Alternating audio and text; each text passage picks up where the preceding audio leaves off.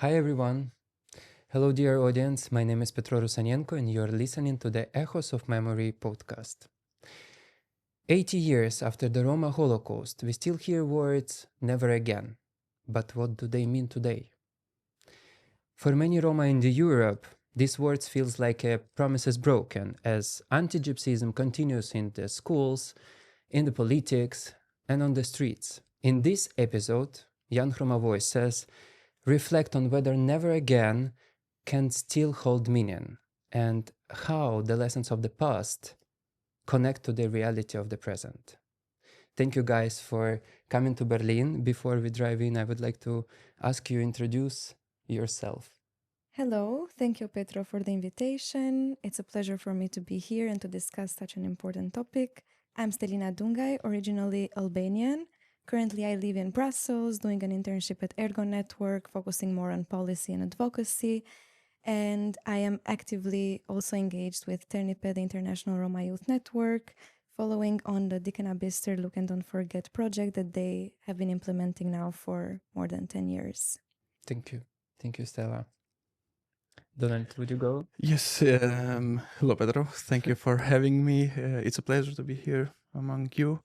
My name is Donald Mirteli. I'm an Albanian Roma. I am a recent graduate in international relations. I did my master's at Central European University, mainly focused in migration and race studies. And now I'm navigating throughout my career path and trying to see where my future leads me. Thank you for coming. Thank you for having me. Hello, everyone. Thanks for inviting me. I'm Juan Jimenez. I'm coming from Spain. I am an anti-racist activist. I am really interested into anti-racism and also in critical race theory. All right. Thank you guys again for coming to Berlin, for dedicating your time to our podcast. So let me begin with the phrase itself, never again. We hear it at the memorial, we hear it in the speeches, in the history books, but how does it land with us, as a Roma youth today? When we hear the phrase never again, what does it mean to you personally? Do you feel that this phrase lost its meaning when we look at the situation of the Roma people today? What comes to my mind is basically this call for action from the young generation. And it's a call for recognition. So basically, when we talk about the past injustices on the Roma community, we have this process of first we need to recognize that this happened, because this is a very crucial step, which then leads to fixing the injustice and making it a bit better, like for the current situation. But what I see is that we have been somehow stuck in that process of recognition, and somehow this phrase of like never again has become a very performative symbol. It has transformed into this symbolic meaning of just like showing up, especially from the political bodies, where usually we have them present in remembrance initiatives, but then it just stays there without any further step on changing the situation. And this is where we realize if that never again, which is a whole process of things included that later on led to the Holocaust, has been actually fixed or it's still continuing at some point. Well, I agree with your point, especially with the one with the political side, that it's a fictive one. It's just showing up visibility. And once a year, we gather together and we commemorate and we go. But I would like to share my personal perspective as a young Roma, what it means to me. I would take the time back when I started to take part in commemorational initiatives. And it was back in Zagreb, in Jasenovac, where I took part in Dikenabister from Ternipe, and I had very limited information previously. I knew very little of Holocaust because information is not transmitted in the educational system, and that causes a huge damage in the young generation, and you never know what happened. And when I was there, I thought, okay, that has to be very long time ago. I would imagine 200-300 years ago, but of course I knew that it was during the Second World War. But all this image or the place feels different. To begin with, it felt like a movie, but I started to make sense of it. And when I went back home, I asked my grandfather, when were you born? And he said 1941. And it was 2-3 years before that. Terrible initiative. And now, thinking of Never Again, it was a call of duty for me. Okay, I need to learn. Just because of Albania Roma not being part of the deportations, doesn't mean that I should not consider and recognize all the events that happened to my community. And it starts there. And in order to not happen again, not allowing it to happen again, I should make some actions. It can be, okay, I educate myself, I continue the university, I finish, and then I work. I become an example for my peers back home. I work with as a, of course, activist, volunteer, but later, I don't know where it would lead me, but this is all the working steps that follows up the term Never Again. Okay. Thank you so much, Donald. It's not a construct, it's not a narrative made for us as Roma. Also, it talks our history because we suffered from the Sumadura event, but it is very centered into. When you dive into the bibliography, there is no reflection on the Roma murdering by the Nazi regime. There's not the guilt itself constructed. There's a lack of guilt on that Never Again. And this is something that I must reflect on. So for me, it never lost its sense because never were designed to have a meaning, at least for us as Roma, that we never achieved the humanity enough in order to the other feel some guilty or feel some remorse to erase us, to exterminate us. And there's a book that is called Reign of Ash, did by Ari Joskovich. I'm sorry if I am misspelling it. This is very interesting because that book talks our history between the Shoha and also Samudari Pen and the links between our own struggles. Maybe I contradict a bit to that what you just said, because for me personally, the phrase Never Again actually lost its meaning, mostly because I'm Ukrainian Roma and Russian propaganda is using this phrase a lot into this war, calling Ukrainian Nazis, and they try to, you know, the situation. I don't need to explain the situation, but this phrase is it's used in another way. So for me, also seeing the present situation of the Roma people with the whole anti-Gypsyism that is going, and it's actually very very lost in this meaning that it was. So then should we create another language in that way that would better reflect on the reality? If necessary, of course, new initiatives, new genre, and new perspectives always help. But I would have to think about it. How would it help? New terminology, new language, epistemology, how you create a meaning and a sense to prevent any further such initiatives. Of course, you bring a real and very coherent example from your home country, and you being a Roma, and we see it from the news, and getting to see that it happens.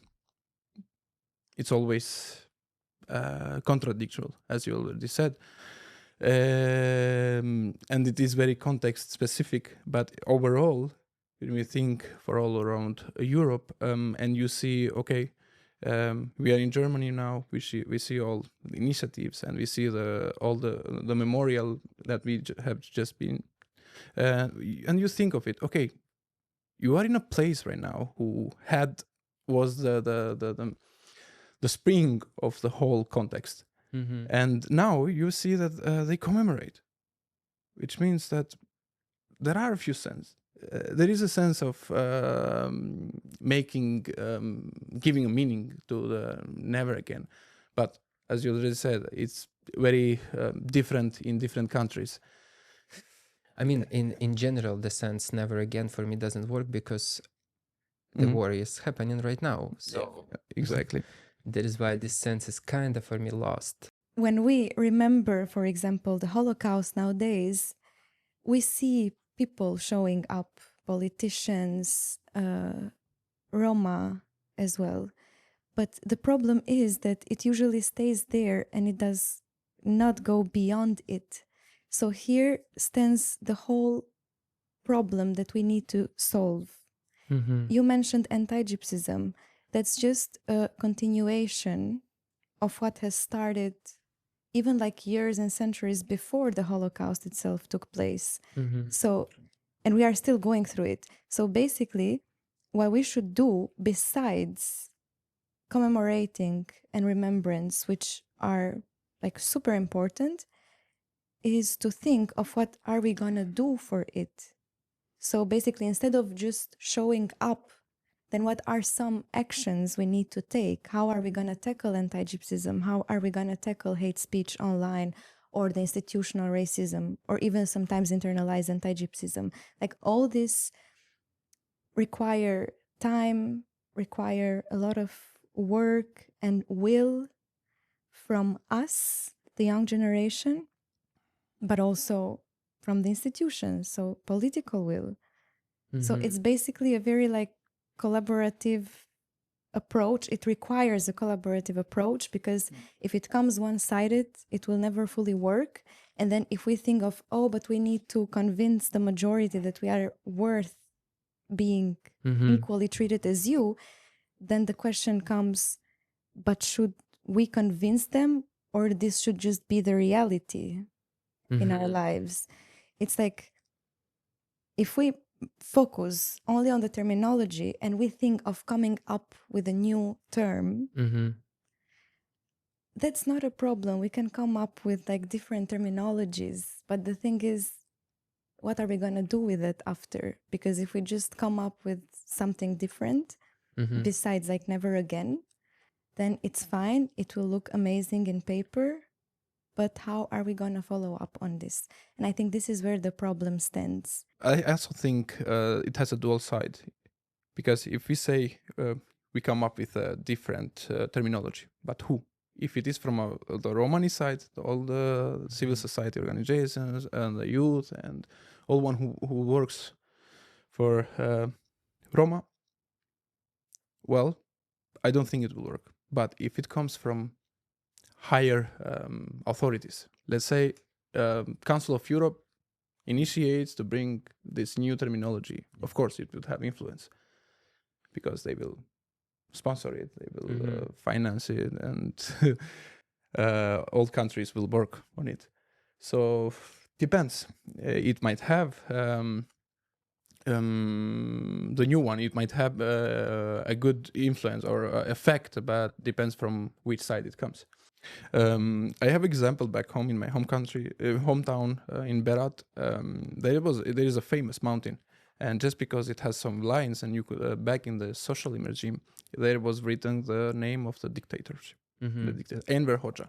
But when the democracy, so there was the political transition came from Enver Hoxha, they wrote never again. So now, if you go to my city, you can see on the mountain that it was written by stones. So you just set some stones and you can create some letters. Now you go back to Albania and you see, okay, communism is gone. That period of time is gone. All the brutality and people who were forced to stand and not counter-react is gone. And now you have democracy. Well, is it really democracy? So in a country where democracy is actually since 35 years and they are working very concrete work, because you don't talk for all Roma all around the Europe, but you talk for Albania. There is a liberal democracy, and you can say never again. But all this influence is still there. You can go and ask the elder, is it gone? And they say no. Which is a symbolic side of thinking of the terminology. That Why? Because it's in the minds of people. At some point, when something is going on for too long, people start embedding it in their mindset and they continue to transmit it, to keep it with them. And it's the same, I would say, with the stereotypes and discrimination against our communities. What happened during the Roma Holocaust started way before with this mindset, stereotypical racist mindset. And then after that, it continues. But how it continues? By adding the Holocaust on it. And sometimes basically adding the Holocaust in this racist mindset as a proof or a legacy of what happened as a consequence of those racist stances. And nowadays, because that racist mindset still continues to be deeply embedded into the society's minds, they also add this example as like a very concrete action and sometimes even well-deserved against the community. I don't know if I'm clear enough. So you say it's Pretty clear. preserved. So they preserve the legacy, the mindset, the stereotypes, and Yeah, since the racist mindset is still like ongoing, then this never again phrase would remain problematic because it does not really solve the issues. is it a bottom up or top down? It's both. I would say it starts from bottom up and then it's the top down who goes into actions because the top has the power. To allow Down. it. Yeah. Okay. So that's what you just said. It's just power in my feelings and thought that never again, it doesn't have meaning for me in the present. Yeah. And No, that's actually bring me to the question of the memory itself, because the way how society remember or forget tell us a lot how they are seeing Roma now. How do you see the Roma Holocaust being remembered or forgotten in the Europe today? Definitely, it's not forgotten. Just because people like the three of us take part as facilitators in the biggest event of commemorating the Holocaust victims. Do I think it's enough? I don't think so. Just gathering by the 2nd of August in Krakow, of course, creates all the unity and the power in itself. But what happens when we go back home? That's another issue that makes me think that each and all countries that have Roma population in it should have some initiatives of creating some memory Around the Holocaust. around the topic. Holocaust. In Albania, we don't have any memorial, and they don't Mhm. recognize it as much as in Spain too. to my knowledge. Yeah, in Spain we don't have any memorial too. So in Spain we had the first attempt on genocide on Roma population, the first modern attempt of genocide in European land, European continent. It's called La Gran Redada, happened in 1789. And we don't have enough remembrance on it, and this is where it is starting the point. If you are searching and you are diving into the anti-Gypsyism legacy and law into Spain, you can see very clearly how it comes from assimilation, from the epistemicides to erase our identity. There was some period even that they banned to call other as Rome, or as we call in Spain, have a different meaning, gitano. It was banished into the Spain, and for prohibiting our clothes, prohibiting our tongue, prohibiting our sense of pride and also our sense of identity comes to also the physical extermination. And you can see how it started by then. You can see how step by step also replicates in the whole Europe and having one of the peak moments during Samudaripen that aims for the physical extermination from all Roma. But it's not ending with the Samudaripen. This is a very long-term project from the white supremacy to in order to erase us. You can see, okay, Bosnia in the 90s, Kosovo in 2001, we are facing a lot of violence and a lot of intents of extermination. Okay, I can add. The way I see the Roma Holocaust being remembered, it usually goes with the grassroots organizations or bigger networks, such as Ternipe, for example, with the initiative of Deacon Abister every year in Poland, where mainly Roma youngsters are present from different European and non-European countries. And they are there to raise awareness on the topic, to share the information among non-Roma who are also participating in such events, but to also show to the political bodies that they are present, they are there physically, so that way they can understand that we are still like not being silent, silent about what happened in the past, and that now there is actually a generation who will make sure that those atrocities will not be repeated. But then how is it forgotten in many ways? I mean, not having the Roma Holocaust recognized in the school curricula, not having films, documentaries, not having survivors to share their stories. If we want to compare, for example, the Jewish Holocaust with the Roma Holocaust that happened in the same time, in the same place, there are more information, more data, more people are aware of it compared to the Roma Holocaust, which has been super like overlooked. It has been silenced. It has not been shared.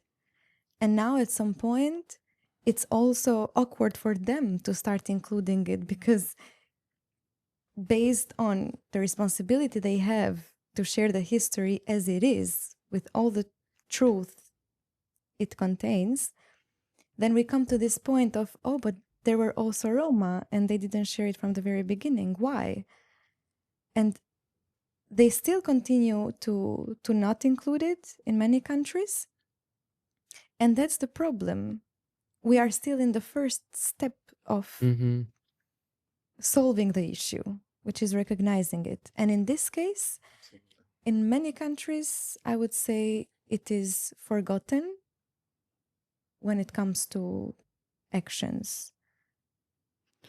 Indeed,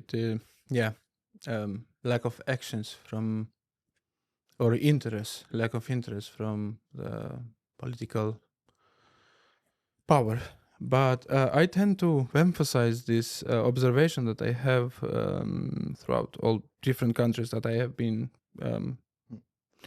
I see that there is an interest from the Roma youngsters to go and see and not forget. And this is what encourages me, or gives me some hope that these youngsters want to know what happened. And thanks to these initiatives, they can go and see. It's a mission, of course, but when I see this, when I see people like us, it's always encouraging. Yeah. Also, we should remind that when the Samudaripen happened, the Jewish one have some networks, have some organization, have some influence. And when it was happened, the Romani person who suffered from the Samudaripen, we only have our families. We didn't have that network supporting us. We didn't have that institution. We didn't have nothing to go. You can see on Nuremberg trials When we Romani people, we try to put ourselves there and put some denounce, and we are starting to say, okay, this was our Hickman, this was our perpetrator. In the normal trials, and the people there were saying, okay, and not reuniting enough proofs on it because they want pressure on it. They want putting the willingness into research through the documents, and at the end of the day, if you don't have the proofs, you don't have the documents, you don't have the data to denounce it, that you don't have the proofs, it never happening. But I'm so glad that right now, because of the Cannabis Star, for example, Trinity Works, and also other organizations who we are working on this kind of fields, maybe we can change it. But also, I'm a little bit pessimistic because happened. Let's not forget about the violence that we suffered. That the Roma from Ukraine suffered. Let's not forget about the violence that the Roma from Kosovo suffered. Let's not forget about the Roma from Bosnia suffered. And this is happening all of it after the Second World War. So we just talk about that Roma history is not told enough, quite often told by the non-Roma people. We doesn't have enough space in the museums. We don't have enough artworks that would share and spread information about the Roma Holocaust. And in the end of the day, as a result, I see the increases of the anti-Gypsyism as a result of not enough space for the Roma history. So where do you see the clear parallels between the persecution of the Roma during the Holocaust and the anti-Gypsyism today? What I would like to mention here are some steps from the 10-step guide. Pyramid of hate How to get No. to the Holocaust, you mean? Exactly. Exactly. And that starts with the classification. So you start to first put people into these categories, us and the other. Then we go to the colonialist topic of who is deserving and not deserving. But that's actually what happened. It continues with the symbolization where then people start attributing certain names, stereotypes to people. And in this case, like talking about the Roma community, yes, it has happened from then and it still continues today to see the classification part where it is us versus the majority. We are the other in this circle. And then these classifications with all the present stereotypes in the society, all the pejorative terms used against our community. And then it continues further with discrimination and all these other steps that then go to this institutionalized practices where the hate speech or the language used against the community turns into policies, and then those policies are implemented properly, are implemented in the society, but of course against the community. But don't you feel, I'm sorry for jumping with the question, don't you feel that those policies, hate speeches, violence against Roma is kind of the echo pattern from the past? So I would call it not as a never again, I would call it as a never changed, actually. Exactly, yeah. Yeah, I do agree with you. What I see nowadays is that nothing has basically changed. It's just that the society keeps going up and down into those categories. And what we are trying to prevent is not going to the extreme. Yeah, to don't cross the line, starting to persecute and murder the Roma. Because if we see in the society, we have discrimination, we have segregation, exclusion. We don't have political representation. We have Roma kids not being able to go in a normal school. All these types of things that we are hoping that we will change through our advocacy work. And I'm happy to say that with some things we have advanced and we do have a little space to show, like to share our voice, but it's still like in a super critical. The core word in your sentence, it's little. Yeah, exactly. The current situation of the anti-Gypsyism in Europe, of course, it's different from country to country, like from the Western Europe to the Eastern Europe. It's so different, the situation with the anti-Gypsyism. But how do we close to the situation with the Holocaust then, with the current anti-Gypsyism in our countries? Yeah, what you just raised is closely linked to where we based our argument, because we tend to imagine and desire for a left policy and equal opportunities where all minorities and the human rights are respected. But talking in a time of where the far right is taking the lead, it's always tricky.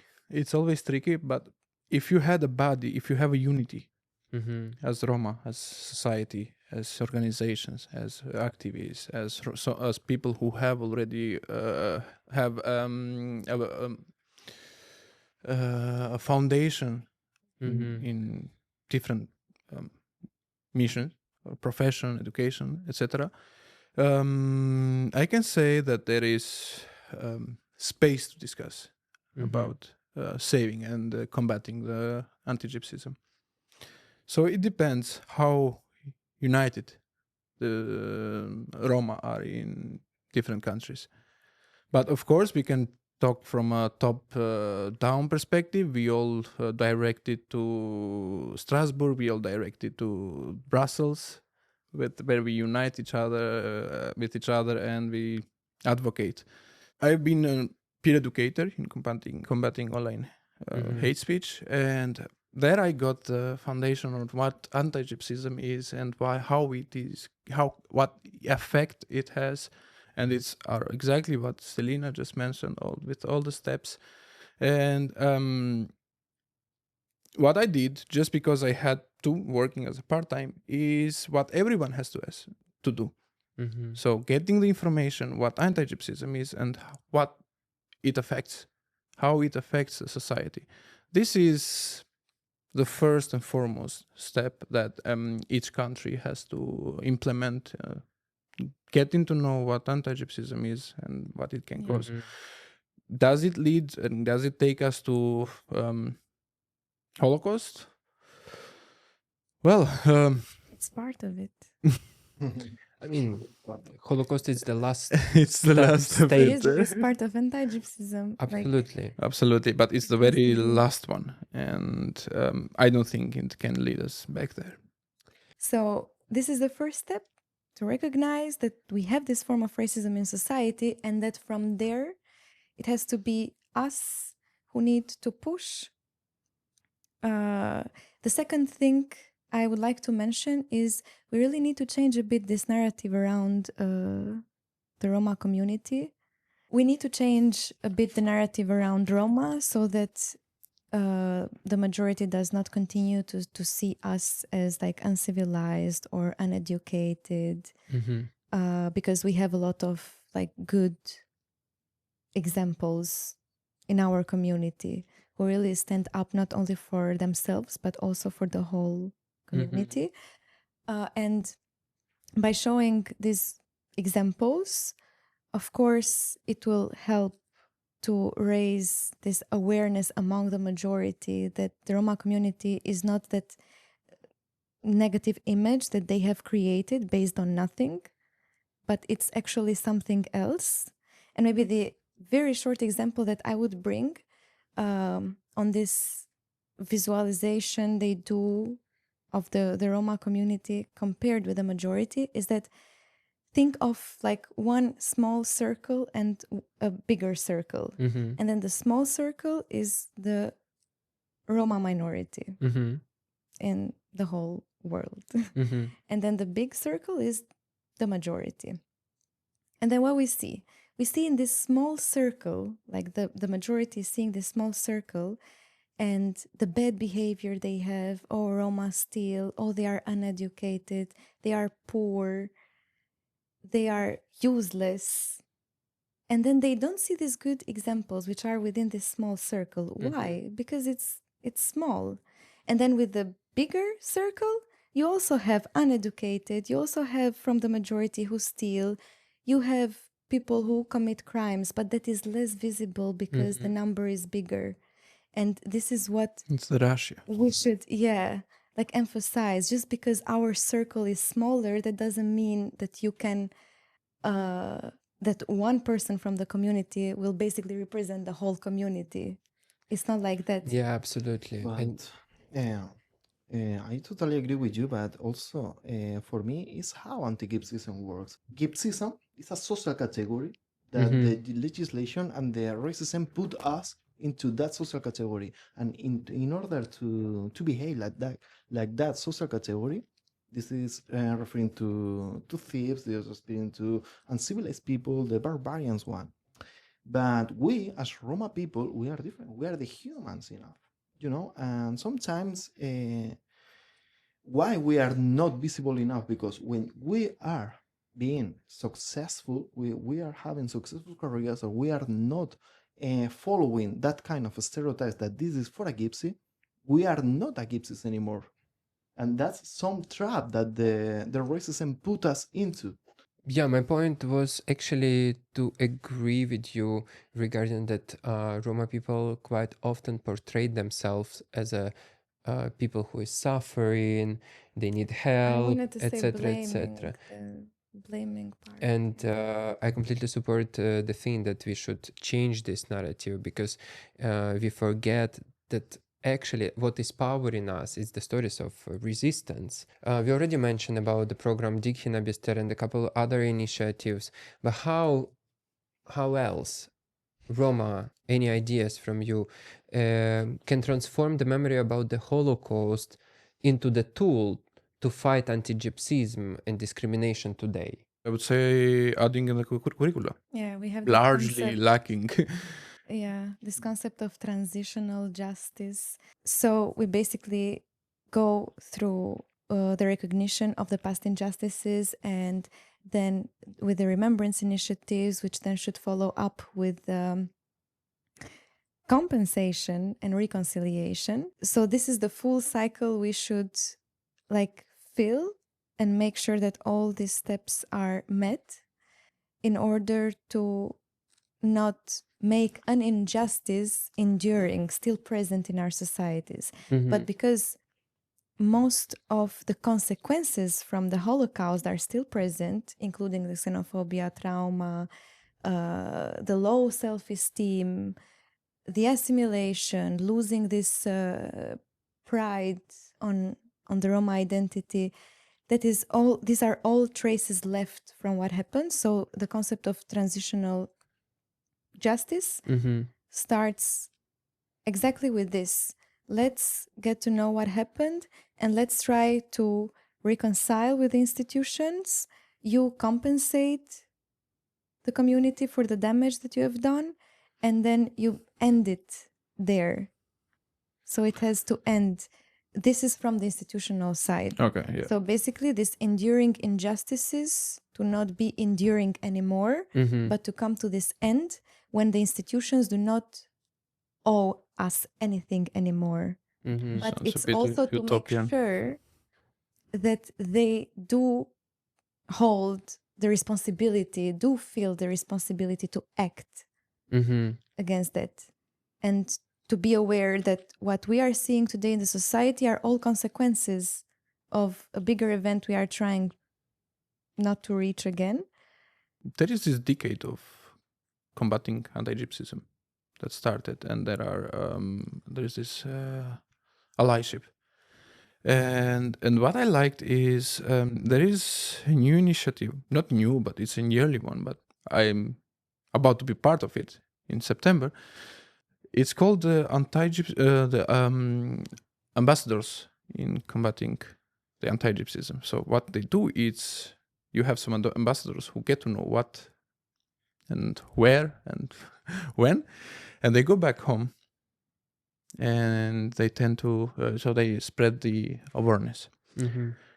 This in times of lacking implementations in their home countries, because we are all aware that we lack implementations in, we take example Albania.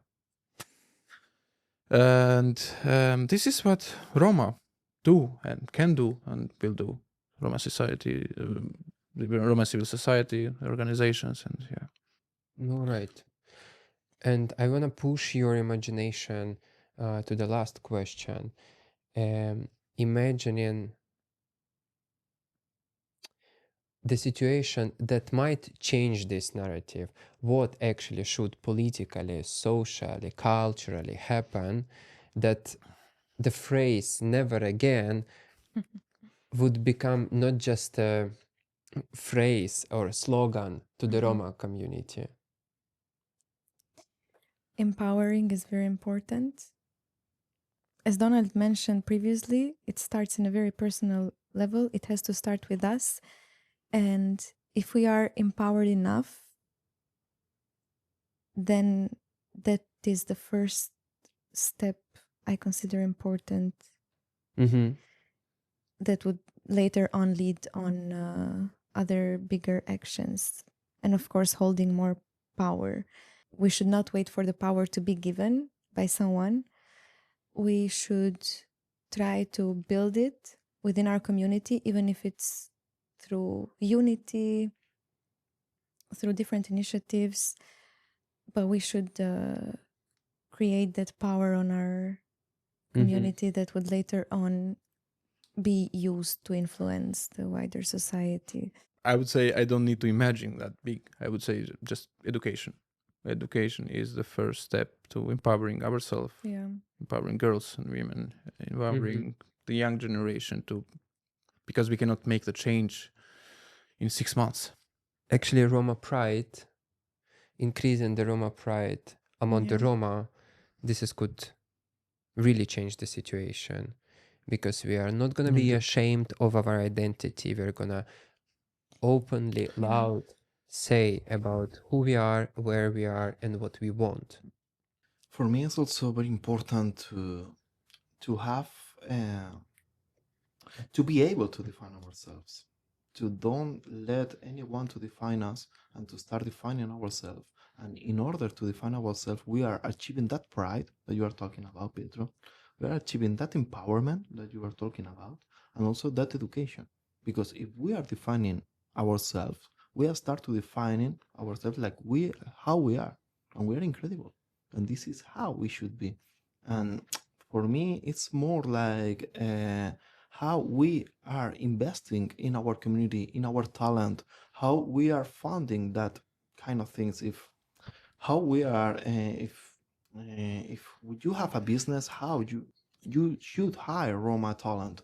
If you have some opportunity, you should share also with some other Roma talent.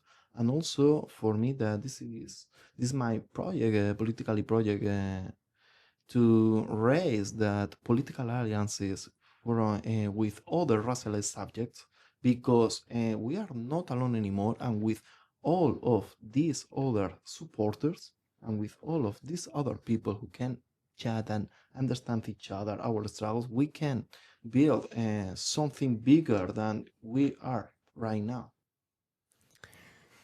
Politically, I would say having Roma people, having Roma representatives in all the political structures, I think that would help. Why?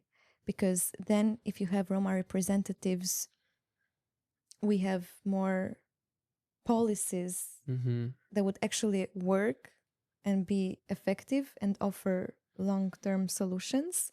Then we have a better monitoring of what is happening within the institutions to prevent any unequal treatment or unequal policies go out of it into the society. So basically having our voice there and having it in mass. Of course, we will never maybe reach the point of being a majority within the political institutions, but for sure we need Roma representatives in all the European countries, everywhere. It's getting close. Everywhere, yeah. And that is the step politically that then can lead to better policies, that then can lead to including the Roma Holocaust in school curricula, in the universities, in all levels of education. And then it's because of the Roma representatives in political bodies that can push to end the segregation and all the other issues. And then socially, as Donald mentioned, education is very important. So we continue to show that we are present and to change the narrative of Roma not wanting to get educated and to stop this, the non-Roma blaming or putting the responsibility on the Roma for the poverty they live in or for the exclusion they experience. Because the picture is not as easy as it looks. And some people tend to see the consequences, but they don't really know the cause. And then culturally, what is important and would help is strengthening our identities and the pride within the community, as well as the unity. We acknowledge that we have different tribes within the Roma community, and sometimes it's difficult to bring them all together. But in order to achieve change, we need to be all together in this.